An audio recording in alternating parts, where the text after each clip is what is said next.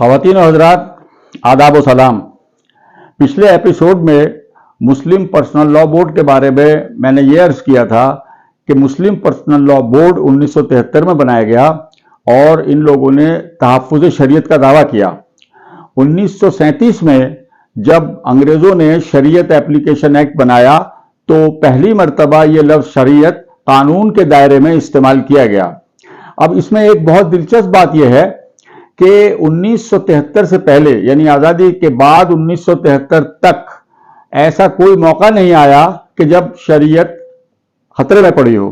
किसी आलिम ने ना किसी तंजीम ने कभी खड़े होकर ये कहा या ये नारा लगाया कि हुकूमत की तरफ से कुछ ऐसा किया जा रहा है या कुछ भी मुल्क में ऐसा हो रहा है जिससे शरीयत को खतरा लाहक हो गया है।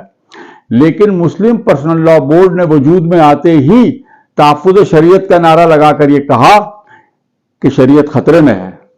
किस तरह और कहां से खतरे में है उस वक्त तो ऐसा कुछ सामने नहीं आया था, लेकिन उसके बाद जब ऐसे वाकयात पेश आए, जब शरीयत वाकई खतरे में पड़ी, मिसाल के तौर पर शाबानो वाला केस जब हुआ, मिसाल के तौर पर तलाक सलासा वाला केस जब हुआ, उस वक्त इनका क्या रोल रहा और आम तौर पर तहफ़्फ़ुज़ शरीयत के सिलसिले में क्या रवैया मुस्लिम पर्सनल लॉ बोर्ड ने अपनाया, आज इस पर बात होगी। शरीयत के खतरे में जाने का और तहफ़्फ़ुज़ शरीयत का एक संगीन मामला उस वक्त सामने आया जब सुप्रीम कोर्ट में शायरा बानो नाम की एक खातून ने एक अर्ज़दाश्त दाखिल की जिसमें निकाह हलाला, एक नशस्त में दी गई 3 तलाक़ें और ताअद्दुद अज़दवाज के मामलात को गैर आईनी और गैर कानूनी करार देने का मुतालबा किया गया था।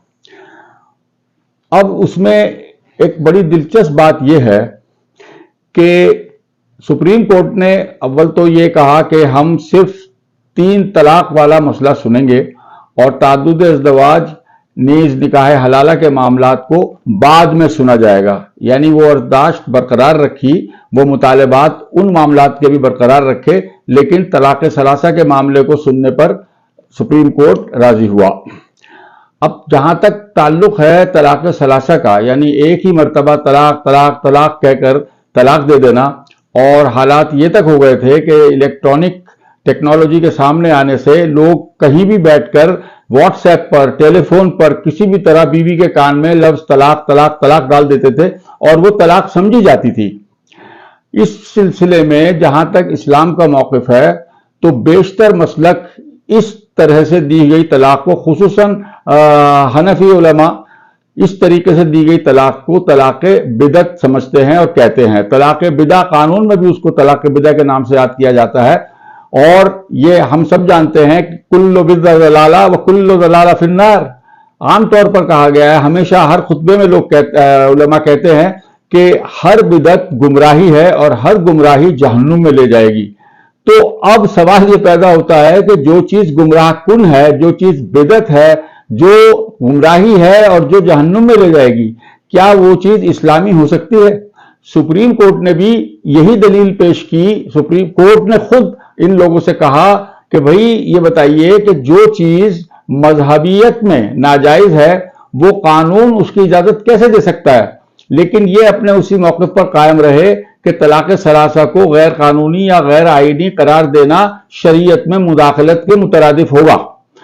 और उस मुकदमे के दौरान जो तूफान उठा, मीडिया ने उसको जिस तरह उछाला, इस्लाम की बदनामी की, ये कहकर की कि इस्लाम में औरतों की हैसियत बिल्कुल सानवी है और खुद मुख्ताराना हकूक तमाम तौर पर मर्द को दे दिए गए हैं। नीज ये कि इस्लाम इस तरीके से इस्तेहसाल करता है औरत का और मसावात नहीं, मर्द और औरत के दरमियान इस्लाम मसावात नहीं पैदा करता, नहीं तस्लीम करता। मीडिया का तो ये हाल था कि हर दूसरे दिन और हर दूसरे बुलेटिन में कुछ मौलवी हजरात जाकर वहां पैनल पर बैठ जाते थे जिनको बड़ी जहरीली किस्म की खतरनाक एंकर खवातीन ग्रिल करती थीं, यानी उनको बाकायदा सीख पर चढ़ाकर और अंगारों पर भूनती थीं और वो उसका जवाब देने से कासिर थे। इंतहा ये हुई कि निकाह हलाला के सिलसिले में आज तक पर हल्ला बोल प्रोग्राम में 2 उलमा हजरात, 2 खुद साख्ता उलमा हजरात पहुंचे और वहां उन्होंने उस निकाह हलाला का दिफा करने की भरपूर कोशिश की। वो कुप्रथा है जिसके नाम पर महिलाओं को बरसों बरस जिल्लत का एहसास कराया जा रहा है। ऐसा समझिए कि मियां बीवी में तलाक हो गया और अगर वो दोबारा उसी पति के पास वापस जाना चाहती है, शादी करना चाहती है, तो पत्नी को किसी और से शादी करनी, तलाक मिलेगा तब वो अपने पहले पति के पास वापस जा सकती है। मानो पति न हुई सामान हो गई, एक दिन के लिए किसी और के पास गिरवी रख दी गई। और ये कहा कि दरअसल ये निकाह हलाला जो है ये मर्द और औरत दोनों को दी हुई एक सजा है ताकि लोग तलाक से दूर रहें, किसी तरह तलाक न दें, क्योंकि तलाक एक नापसंदीदा अमल है। उनसे सवाल यह किया गया कि तलाक तो मर्द देता है और अगर मर्द ने गुस्से में तलाक दे भी दी तो उसकी सजा औरत को किस मंतिक से दी जानी चाहिए, औरत को क्यों उसकी सजा दी जानी चाहिए? तलाक मर्द ने दी है, कसूर मर्द ने किया है, मगर वो इस मौके पर कायम रहे।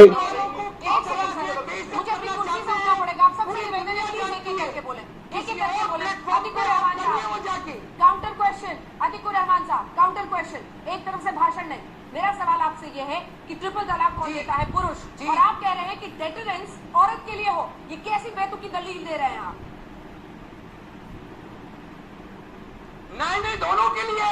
क्यों? पुरुष कोई शादी नहीं करता, दोनों के लिए डेटरेंस कर रहे हैं। कोई गैरतमंद शौहर ये सोच नहीं सकता के लिए कि वो तलाक दे। कोई नहीं हो सकता कि उसकी बीवी कोई गैरतमंद और शौहर ये सोच नहीं सकता कि उसकी मेरी बीवी के पास होकर आए, देखिए अब सच्चाई आ गई सामने, अब सच्चाई आ गई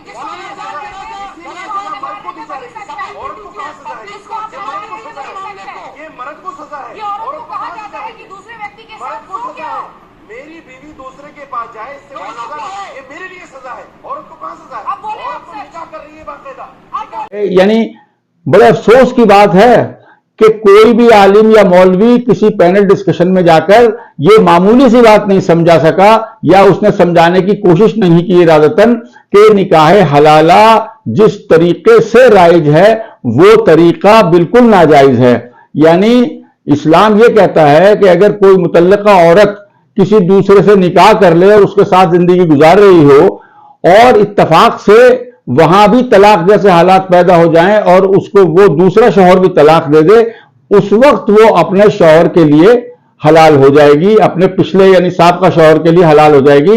लेकिन इस पूरे मामले को इंजीनियर नहीं किया जा सकता, इस पूरे मामले को ड्रामा बनाकर, मंसूबा बनाकर ये नहीं किया जा सकता कि आप किसी शख्स से ये कहें कि आओ इस औरत से शादी कर लो, एक रात के लिए निकाह कर लो और कल तलाक दे देना ताकि मैं इससे दोबारा निकाह कर सकूं। किसी भी आलिम ने यह तौज़ीह करने की जरूरत नहीं समझी, बल्कि निकाह हलाला जिस तरीके से जहां पूरी दुनिया में राइज था उस तरीके का दफा पूरे तौर पर करने की कोशिश की गई और ये साफ तौर पर स्टिंग ऑपरेशंस किए गए। और आज तक जैसे चैनल ने कई स्टिंग ऑपरेशंस किए, दूसरे चैनल ने भी किए, जिसमें मौलवी ये कहते हुए दिखाए गए कि कुछ ने तो यहां तक कहा कि मैं हलाला का माहिर हूं और कुछ ने यहां कहा और कैमरे पर कहा कि मैं 1 लाख रुपए लेकर निकाह करता हूं और तलाक दे देता हूं। उनसे पूछा गया कि आप पैसे किस बात के लेते हैं, आप तो उस औरत के साथ रात गुजारते हैं, तो क्या आप उस रात गुजारने की कीमत वसूल करते हैं? तो उन्होंने कहा कि नहीं, ये हम तलाक देने की कीमत वसूल करते हैं।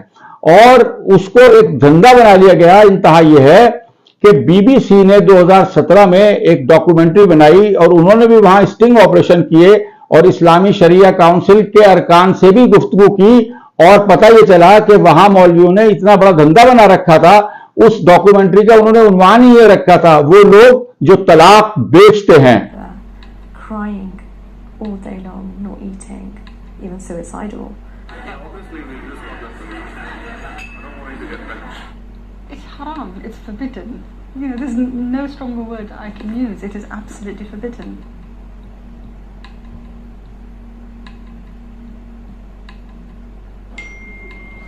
Three words in a single text message changed Farah's life forever. After being introduced to a potential... It's a little-known phrase, triple talaq, where a man says talaq or divorce to his wife 3 times in a row, which some Muslims believe means their marriage is finished there and then. It's banned in most Muslim countries, but still happens, though it's impossible to know exactly how many women are divorced like this in the UK. Men sometimes give a triple talaq during an argument or a fight, like in Farah's case, and then later regret it. And if you believe in triple talaq, it's possible you'll also believe in halala. A small minority think it's the only way a divorced couple are allowed to get back together. Halala means the woman must marry someone else, consummate the marriage, and then get a divorce before she's able to remarry her husband.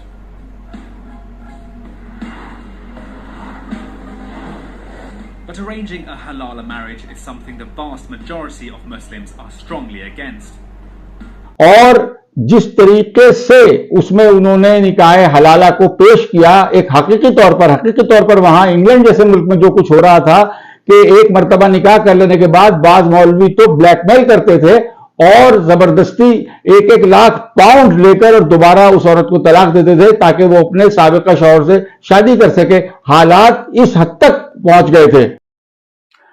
3 तलाक और हलाला के सिलसिले में मुस्लिम personal law board ने जो मौक़िफ़ इख्तियार किया और सुप्रीम कोर्ट में चल रहे तलाक सलासा के मुकदमे के दौरान दीगर उलमा ने और मौलवी मुल्लाओं ने इलेक्ट्रॉनिक मीडिया पर जाकर जो शोर गौगा बुलंद किया, जो स्टैंड लिया, जो मौक़िफ़ इख्तियार किया, उसने पूरी दुनिया में शरीयत और इस्लाम की एक जिल्लत पैदा कर दी, बेइज्जती कर दी और लोगों के ख़यालात इस्लाम के बारे में और भी ज़्यादा मनफी हो गए। जिस वक्त मुस्लिम पर्सनल लॉ बोर्ड वजूद में आया था तो इनका फ़र्ज़ ये था, अगर ये दर हकीकत इस्लामी शरीयत को महफूज रखना चाहते थे, इस्लामी शरीयत को सही शक्ल में दुनिया के सामने पेश करना चाहते थे, तो इनको आइन का मुताला करके ये देखना चाहिए था कि ये जो यूनिफॉर्म सिविल कोड का मामला ये आइन में दर्ज है, इससे कहाँ कहाँ शरीयत मुतसादिम होगी अगर यूनिफॉर्म सिविल कोड बना दिया गया। इन्होंने ऐसा कुछ नहीं किया। यूनिफॉर्म सिविल कोड की बार बार जिक्र ज़रूर हुआ, यूनिफॉर्म सिविल कोड की बात ज़रूर की गई, लेकिन ये सोचने की और ये देखने की तकलीफ किसी ने गवारा नहीं की कि अगर हुकूमत यूनिफॉर्म सिविल कोड बनाती है तो वो क्या होगा। आम तौर पर इस्लाम को या शरीयत को निशाना बनाया जाता है गैर मुस्लिमों के ज़रिए ताद्दुद अज़दवाज पर, 3 तलाक पर और हलाला जैसे मामलात पर, और इनके बारे में किसी किस्म की कोई तसरीह या वजाहत मौजूद ना होने की बिना पर जो कुछ मीडिया ने कहा दुनिया ने उस पर यकीन कर लिया। इसमें बहुत सारी बातें ऐसी हैं जो मुस्लिम पर्सनल लॉ बोर्ड की तरफ से जिनकी वजाहत की जा सकती थी और उनकी हकीकत दुनिया के सामने पेश की जा सकती थी। मिसाल के तौर पर ताद्दुद अज़दवाज कोई हुक्म नहीं है, मुसलमान पर ये लाजिम नहीं है कि वो एक से ज़्यादा शादी करे। इन तमाम चीज़ों को जाकर मीटिंग्स करके, पब्लिक से मीटिंग करके, मीडिया पर जाकर बयान किया जाता कि इस्लाम को मुसलमानों के अमल पर न परखा जाए, न जांचा जाए। मुसलमान या कोई भी दूसरा शख्स अगर कोई गलत अमल कर रहा है तो उससे मजहब पर किस किस्म का अक्स आता है वो गलत है और असल मजहब ये है। और हम कोशिश ये करेंगे कि वो तमाम चीज़ें, वो तमाम रसूम व रवाज और वो गलत आमाल जो राइज हो गए हैं उनको माशरे से ख़त्म कराया जाएगा ताकि असली इस्लामी शरीयत बरकरार रह सके। लेकिन हुआ ये कि मुस्लिम पर्सनल लॉ बोर्ड में तकरीबन हर मसलक के आदमी को रुकन बना लिया गया। बहुत से ऐसे मसलक हैं कि जिनमें मैं मिसाल दे रहा हूँ कि जिनमें 3 तलाक जायज़ नहीं समझी जाती, लेकिन वो तमाम लोग भी 3 तलाक के मुकदमे के दौरान या उस पर होने वाली बहस के दौरान कतई खामोश रहे। किसी आदमी ने आगे बढ़कर ये नहीं किया कि सिर्फ फला मसलक में ये चीज़ जायज़ है और हमारे मसलक में नाजायज़ है। और ये जो टकराव है, मुख्तलिफ मसालिक के मुख्तलिफ अकायद का जो टकराव है, इसकी रोशनी में इस्लामी शरीयत कहाँ खड़ी है। अगर ये चीज़ें वाज़े कर दी जाती तो आज ना तो वो जिल्लत महसूस करता मुसलमान, ना इस्लामी शरीयत को गलत रोशनी में लिया जाता या समझा जाता, जो कि लिया गया और समझा गया। और अब जबकि यूनिफॉर्म सिविल कोड का बहुत बड़ा हुआ सामने आकर खड़ा हो ही गया है, तो अब मुस्लिम पर्सनल लॉ बोर्ड क्या कर रहा है और उसे क्या करना चाहिए, ये सब बितफसील अगले वीडियो में मैं बयान करूंगा। बहुत बहुत शुक्रिया। खुदा हाफिज।